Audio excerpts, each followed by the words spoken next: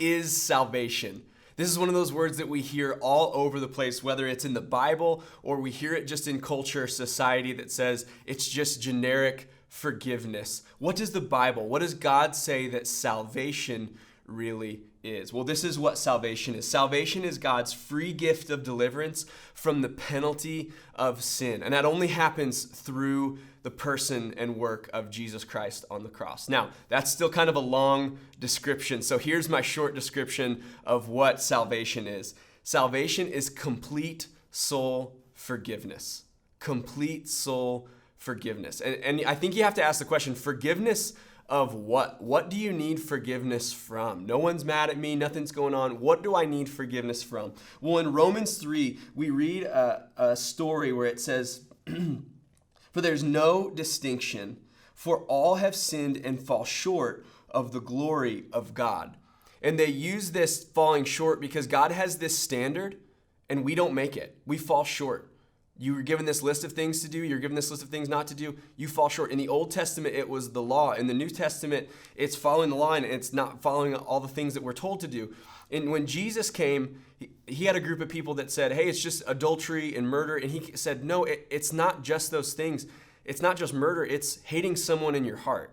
It's not just adultery. It's lusting after a woman in your mind.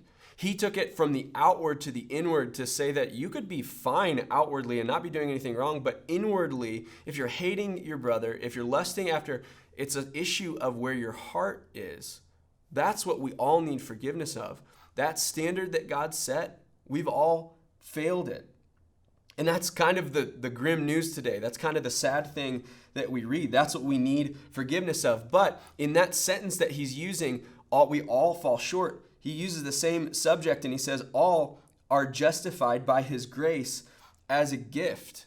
That if we are receiving the gift of salvation, we can be justified. What does justified mean?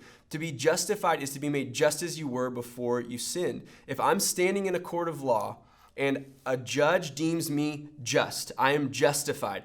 That means that I am free and innocent of all wrongdoing. Now, we all know from the first part of that verse that we're not all justified, but because Jesus was and he took on the penalty for our sin, we can stand before God the Father at the end of our lives and be fully justified because of what Jesus did in our lives. And that's because of the next word. We are justified by his grace. Grace is favor that we do not deserve. We are given forgiveness that we could not garner on our own, that we could not figure out, that we could not earn, that we could not barter for, that we could not muster up on our own. That is the grace of God. This is salvation. It's not works. It's by faith. And lastly, he says, it's a gift. The good news about a gift is there's no strings attached. You receive it. Romans 10 says that if you believe in your heart and confess with your mouth that Jesus is Lord, he's the king, he's the president, he's the decision maker of your life, then he's faithful to forgive you. That you can have complete, finished, all of your past, all of your current, all of your future, soul forgiveness. You can have that if you accept the gift of salvation on your life.